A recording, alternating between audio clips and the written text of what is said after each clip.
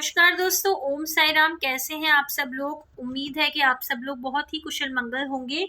और आज की जो हमारा एपिसोड है डिवाइन विजडम का, ये बहुत ही स्पेशल एपिसोड है। एक प्री होली एपिसोड है जो हमने आज रखा है यहाँ पे, क्योंकि होली हमारी अगले 2 दिन के बाद ही है। होली इतना पावन त्योहार है रंगों का, और तरह तरह के रंग इसमें रहते हैं। हम लोग इतने अच्छी तरह से इन रंगों को मनाते हैं, रंगों के साथ होली। तो हम चाहते हैं कि होली का जो पर्व है ना, आपकी जिंदगी में भी अच्छी तरह से मने। ठीक है, तो इसी प्रार्थना के साथ आज हम लेकर आए हैं बाबा का जो डिवाइन विजडम है। डिवाइन विजडम में आप जानते हैं कि जो बाबा की जो डिवाइन बुक है, इससे हम लोग कहानियां पढ़ते हैं। और पहले तो मैं उसमें कहानी जैसे लिखी हुई है अंग्रेजी भाषा में उसमें पढ़ती हूँ, और उसके बाद मैं उसी का अनुवाद हिंदी भाषा में करती हूँ, ताकि जिन लोगों को समझ में थोड़ा नहीं आया या दिक्कत आई है तो उनको भी वो मैसेज बाबा का क्लियरली पहुंच सके। तो आज का बहुत ही खूबसूरत सा मैसेज है बाबा का जो डिवाइन विजडम में है, वो है परसिस्टेंस। तो दोस्तों, यहाँ आप देख रहे हैं कि यहाँ पर एक बहुत बड़ा सा पत्थर है और इसको खींचा जा रहा है यहाँ पर। ठीक है, और अगर हम थोड़ा सा आगे लेकर जाएं तो कौन खींच रहा है इसको? एक छोटा सा कीड़ा या स्नेल जो है, ये अपनी पीठ पर इस बड़े से पत्थर को लेकर जा रहा है। इसका नाम है परसिस्टेंस। अब जो आज का जो डिवाइन विजडम है वो है be persistent and knock on Baba's door. यानी बाबा ने कहा कि लगे रहो, गिव अप मत करो, मेहनत करते रहो, और बाबा का जो दरवाजा है उसको क्या करते रहो? खटखटाते रहो। Although Gangubai had been married for 27 years, she was unable to conceive and bear children. Having heard of Baba's divinity and compassionate Leelas, she came to Shirdi along with her stepson Vishwanath to seek Baba's blessings. Gangubai offered a coconut to Baba. Then Baba said, "Do coconuts produce children? How do you cultivate such superstitions?" However, Gangubai remained persistent, and after a great deal of persuasion, Baba finally blessed her, saying she would get a child after 12 months. So it came to pass. Gangubai's persistence paid off. तो बहुत ही छोटी सी लघु कथा type की है ये। और अगर आपने साईं बाबा का जो साईं सच्चरित्र है, जो कि साईं भक्तों के लिए एक बहुत ही अमृत तुल्य ग्रंथ है, जो हर साईं भक्त के पास होता ही होता है, साईं सच्चरित्र, तो उसकी भी उसमें भी ये कथा जो है वो मेंशन्ड है। अब जो गंगूबाई थी, जो कि बाबा की भक्त थी, उनकी शादी को लगभग 27 साल हो चुके थे और उनको कोई भी संतान नहीं थी।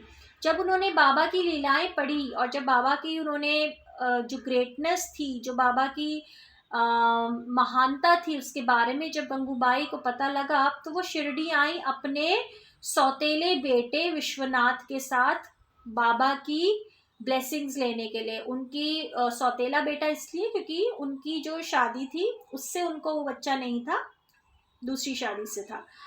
तो गंगूबाई ने क्या किया, एक जो नारियल था वो बाबा के चरणों में सौंपा। उसके बाद बाबा ने कहा, क्या नारियल से भी बच्चे होते हैं? तुम ऐसे अंधविश्वासों में कैसे पड़ गई गंगूबाई?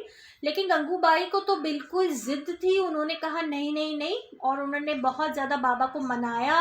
उन्होंने बाबा की बहुत मनोहार की और इतना उन्होंने बाबा को पूजा और बाबा को मनाने की कोशिश की और उनके चरणों में वो समर्पित हो गई। उन्होंने अपनी भक्ति के फूल अर्पण किए, तो बाबा को उनको फिर वो देना ही पड़ा जो उनको चाहिए था। और बाबा ने उनको आशीर्वाद दिया कि तुम्हारे संतान ठीक 12 महीने के बाद होगी।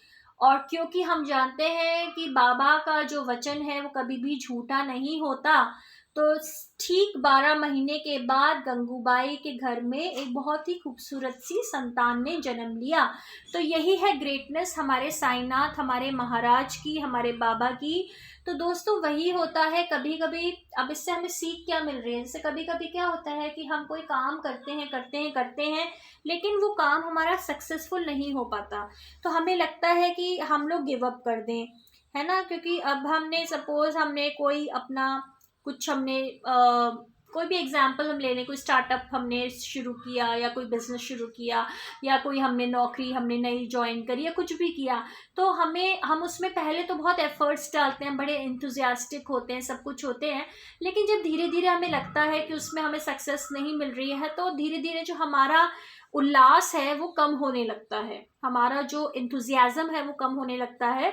लेकिन ये एक टाइम होता है अपने आप के अंदर इंट्रोस्पेक्शन करने का कि ऐसा क्यों हो रहा है, और हमें कुछ नए नए तरीके फिर आजमाने पड़ेंगे। अगर हम पुराने तरीके ही अपनाएंगे तो हमें पुराने रिजल्ट्स ही मिलेंगे। तो हमें देखना है कि हमें क्या इंट्रोड्यूस करना है, हमें टेक्नोलॉजी को इंट्रोड्यूस करना है, या हमें अपने कुछ पैटर्न्स चेंज करने हैं, या हमें अपना जो प्रेजेंटेशन है उस पर काम करना है, या हमें क्या करना है, जगह का परिवर्तन करना है। जो भी हमें तरीके नज़र आते हैं तो उन पे हमें बस लगे रहना है, अपने एफर्ट्स करते रहना है। अगर एक चीज़ नहीं चली दूसरी चीज़ ट्राई करना है, दूसरी नहीं चली तीसरी ट्राई करना है। तो कुछ ना कुछ लगे रहना है जब तक कि हमें सक्सेस ना मिल जाए। सक्सेस मिलने के पहले हमें गिव अप नहीं करना, ईश्वर पर हमें विश्वास रखना है कि जहाँ ईश्वर ने इतना संभाला है तो आगे भी ईश्वर संभालेंगे। अरे जब ईश्वर ने एक छोटी सी चिड़िया के दाने का बंदोबस्त कर रखा है तो क्या हमारे दाने का बंदोबस्त नहीं किया होगा? क्या हमारे खान पान का बंदोबस्त नहीं किया होगा? वो ईश्वर बस चाहते हैं कि हम अच्छी तरह से मेहनत करें, हम खूब निखरें, हम लोग ठोकरें भी खाएं, क्योंकि ठोकरें भी एक पार्ट होता है लर्निंग का, उससे इंसान मजबूत बनता है। जब तक हम ठोकरें नहीं खाएंगे, जब तक हम इस टाइप की क्या बोलते हैं नेगेटिव चीज़ों का सामना नहीं करेंगे, क्योंकि भगवान को पता है कि एक जीवन में एक इंसान के नेगेटिव और पॉजिटिव ज़िंदगी भर चलता रहेगा। तो हमेशा पॉजिटिव नहीं रहेगा और ना हमेशा नेगेटिव रहेगा, वो आएंगे जाएंगे आएंगे जाएंगे। तो ईश्वर हमें मजबूत बनाते रहते हैं नेगेटिव चीज़ों में डाल डाल के, ताकि हम उनका सामना करना सीखें, हम लोग मजबूत बने, हम लोग निर्भय बने, हम लोग सेल्फ कॉन्फिडेंट बने, हम लोगों को नई नई चीज़ें आएँ। ठीक है, तो ईश्वर उनका यही तरीका होता है। और कभी भी पॉजिटिव जब सर्कमस्टांसेस होते हैं तो हम लोग खुश होते हैं, लेकिन नेगेटिव सर्कमस्टांसेस में हम लोग लर्निंग्स करते हैं।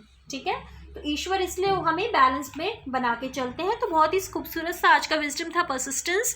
तो कृपया करके आप भी अपने जीवन में हमेशा परसिस्टेंट रहिए दोस्तों। कल हम लेकर आएंगे एक बहुत ही अच्छी सी खूबसूरत साईं बाबा की विजडम। तब तक इस चैनल को अगर आपने लाइक और सब्सक्राइब नहीं किया है तो कृपया करके कीजिए, ताकि बाबा का पुण्य आपको भी प्राप्त हो। ओम साई राम।